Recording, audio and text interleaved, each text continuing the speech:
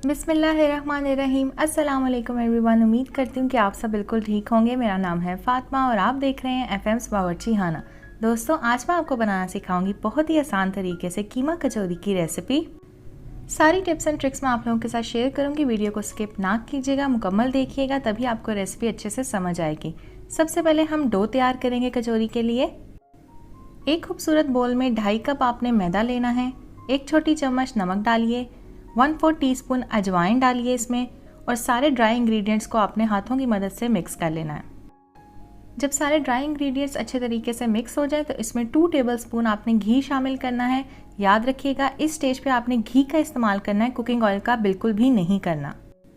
इससे आपकी कचौरियाँ अच्छी बनती हैं, खस्ता बनती हैं।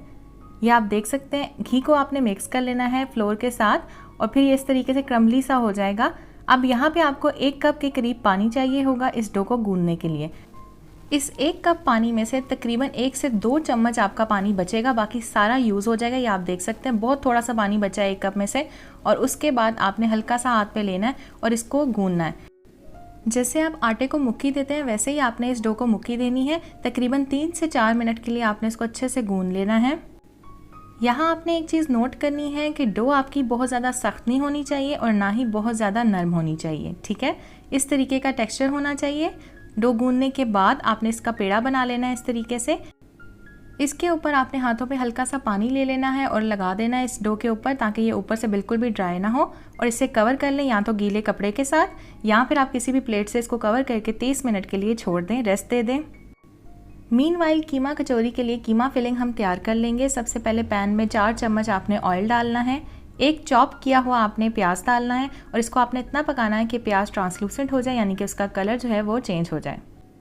यहाँ पे आपने एक चीज़ का ध्यान रखना है, और वो ये है कि प्याज को आपने ब्राउन नहीं करना। इस स्टेज पे आपने 1 छोटी चम्मच लहसुन का पेस्ट, 1 छोटी चम्मच अदरक का पेस्ट डालना है। इसे 1 से 2 मिनट पका लें। आप फ्रेशली कूट के भी अदरक और लहसुन इसमें शामिल कर सकते हैं। 1 से 2 मिनट के बाद आपने इसके अंदर चिकन का कीमा शामिल कर देना है। मैंने आधा किलो चिकन का कीमा यहाँ पे यूज़ किया है।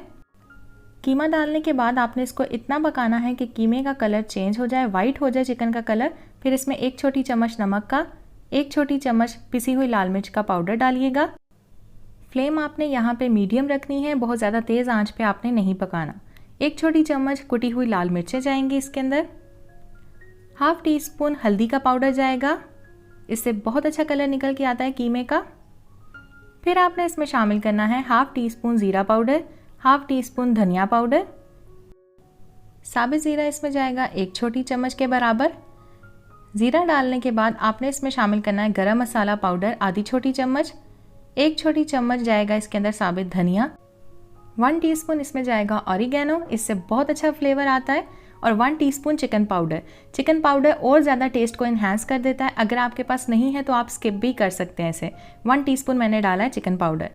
सारी चीज़ें डालने के बाद आपने इसको एक दफ़ा मिक्स करना है। फिर इसमें आधा कप पानी डालें, चम्मच इसके अंदर चला दें, और फिर इसको कवर करके तकरीबन 5 मिनट के लिए दरमियानी आंच पे आपने इसको पकाना है, ताकि कीमा अच्छे से पक जाए। चिकन का कीमा जल्दी पक जाता है, लेकिन अगर आपको 5 मिनट पकाने के बाद लगे कि कीमा में थोड़ी सी कसर बाकी है तो आप इसको मज़ीद ढक के 2 से 3 मिनट के लिए पका सकते हैं। जब ये अच्छे से पक जाए तो इसके अंदर 3 हरी मिर्चें, 2 चम्मच हरा धनिया डालें, मिक्स करें। तेज़ आंच अब आपने कर देनी है, और तेज़ आंच पे आपने इसको इतना पकाना है कि सारा पानी ड्राई हो जाए कीमा के अंदर। और जब ये ड्राई हो जाएगा पानी तो आपने चूल्हा बंद करना है और फिलिंग को ठंडा होने के लिए रख देना है साइड पर। यहाँ पर आपने स्लरी बना लेनी है, यानी कि लई। मैंने यहाँ पर मैदा लिया है तकरीबन 3 चम्मच। 4 चम्मच मैं इसमें डालूंगी घी का। इस स्टेज पे भी आपने घी का इस्तेमाल करना है, कुकिंग ऑयल का इस्तेमाल बिल्कुल भी नहीं करना है। ठीक है, उसको अच्छे से मिक्स करें और लई तैयार करके साइड पे रख दें। वीडियो अच्छी लग रही है तो इस वीडियो को अभी लाइक कर दीजिएगा, शेयर कीजिएगा, कमेंट कीजिएगा और चैनल को सब्सक्राइब करना मत भूलिएगा। यहाँ आप देख सकते हैं मैंने डो को निकाल लिया है मार्बल के ऊपर, और अब मैं इसको अच्छे से हाथों की मदद से मसलूंगी, ताकि इसके अंदर कोई भी एयर अगर बाकी है तो वो निकल जाए। अब किचन काउंटर के ऊपर आपने थोड़ा सा मैदा डस्ट करना है, और मैदे का इस्तेमाल कीजिएगा, आटे का इस्तेमाल बिल्कुल भी नहीं कीजिएगा। आपने डो को थोड़ा सा लंबा कर लेना है इस तरीके से। फिर छुरी की मदद से आपने इसके पेड़े काट लेने हैं। जितने भी साइज़ के आप चाहें आप काट सकते हैं। बड़ी कचौरियाँ बना रहे हैं तो थोड़े बड़े पेड़े रखें, नॉर्मल स्टैंडर्ड साइज़ की बना रहे हैं तो थोड़े छोटे पेड़े रखें। ठीक हो गया। यह आप देख सकते हैं कि मैंने पेड़े काट लिए हैं। अब मैं इनके छोटे छोटे पेड़े बना लूँगी। जिस मेथड से आज मैं आपको कचौरी बनाना सिखाऊंगी ये भी बहुत ज़्यादा इजी मेथड है, और इससे पहले भी जो मैंने आपको पिछले साल रमज़ान में कचौरी बनाने का तरीका सिखाया था वो भी बहुत ज़्यादा इजी मेथड था। आपको उस रेसिपी का लिंक डिस्क्रिप्शन बॉक्स में मिल जाएगा, आप उस पर क्लिक करिएगा तो आपको रेसिपी मिल जाएगी। ठीक हो गया। अब यहाँ पे आपने एक एक पेड़ा लेना है, उसके ऊपर थोड़ा सा आपने मैदा लगाना है और रोटी को बेल लेना है। मीडियम साइज़ का आपने रोटी को बेल लेना है। इस स्टेज पे आपने ये नहीं देखना कि रोटी गोल हो ना हो, आपने इसको इतना बेलना है कि बस थोड़ी सी मीडियम साइज़ की हो जाए। फिर इसके ऊपर आपने ये घी और मैदे का मिक्सचर जो तैयार किया था आपने वो लगा देनी है, ये थिक सी पेस्ट। इसके बाद थोड़ा सा आपने खुश्क मैदा डस्ट करना है इस पर, और आपने ये एक फोल्ड देना है इस तरीके से। फिर दूसरा फोल्ड आपने इसके ऊपर इस तरीके से ला के रखना है और हल्का सा आपने हाथों की मदद से इसको प्रेस कर देना है। अब आपने क्या करना है, आपने ये इस तरीके से घी और मैदे की पेस्ट लेनी है और इसके ऊपर लगा देनी है थोड़ी सी। थोड़ा सा खुश्क मैदा डस्ट करें दोबारा से। अब आपने एक फोल्ड देना है यहाँ से, दूसरा फोल्ड आपने दूसरी साइड से देना है इस तरीके से, और फिर आपने इसको दोबारा से एक फोल्ड दे देना है और आपका ये पेड़ा तैयार हो जाएगा। ये आप देख सकते हैं, हल्का सा इसको हाथों की मदद से प्रेस करें, ये आपका एक पेड़ा बन चुका है। ये आपका पेड़ा जो बनता है ये स्क्वायर शेप में बनता है।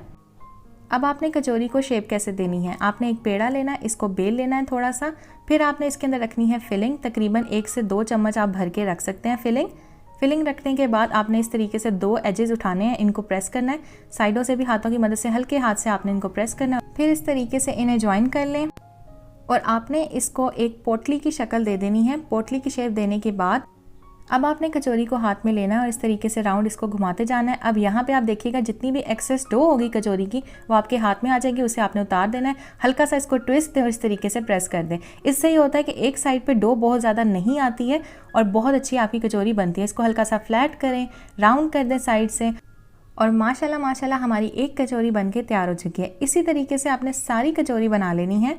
तो ये आप देख सकते हैं कचौरियाँ मैंने बना ली हैं, और जो ऊपर से हमने एक्सेस डो हटाई थी यानी कि उतारी थी कचौरी बनाते वक्त, वो सारी मैंने कंबाइन की, उसकी भी इजीली 2 कचौरियाँ बन गई। तो तकरीबन इतनी क्वांटिटी में 9 से 10 आपकी कचौरियाँ बन के तैयार हो जाएंगी। आपने एक डिश लेनी है, उसके ऊपर आपने वैक्स पेपर या बटर पेपर लगाना है और कचौरियों को अलग अलग करके आपने इस तरीके से रखना है। इनको आपने फ्रीज़र में फ्रीज़ कर देना है एज इट इज़। जब भी आपने कचौरियों को फ्राई करना हो आप इन्हें फ्रीज़र से निकालें, मीडियम गर्म ऑयल में आपने इनको फ्राई करना है, लो हीट के ऊपर, तेज़ आंच पे नहीं करना, नहीं तो कचौरियाँ ऊपर से डार्क हो जाएंगी, अंदर से कच्ची रह जाएंगी। तो इस तरीके से आपने इनको फ्राई करना है और इनको पेश करना है। आप फ्रेशली भी बना के इनको पका सकते हैं, और अगर चाहें तो छोटे जो प्लास्टिक के बैग मिलते हैं उनमें एक एक कचौरी डालें हर पैकेट के अंदर और इन्हें फ्रीज़ कर दें अलग अलग। तो ये बिल्कुल भी चिपकती नहीं है और इजीली जब भी आपने फ्राई करना हो आप इन्हें निकालें और फ्राई कर लें। तो हमारी मज़ेदार खस्ता कचौरी बनके तैयार है। ज़रूर ट्राई कीजिएगा, रेसिपी को फीडबैक दीजिएगा कॉमेंट सेक्शन में, चैनल को सब्सक्राइब कीजिएगा। Thanks for watching, take care, अल्लाह हाफिज़, अल्लाह निगहबान।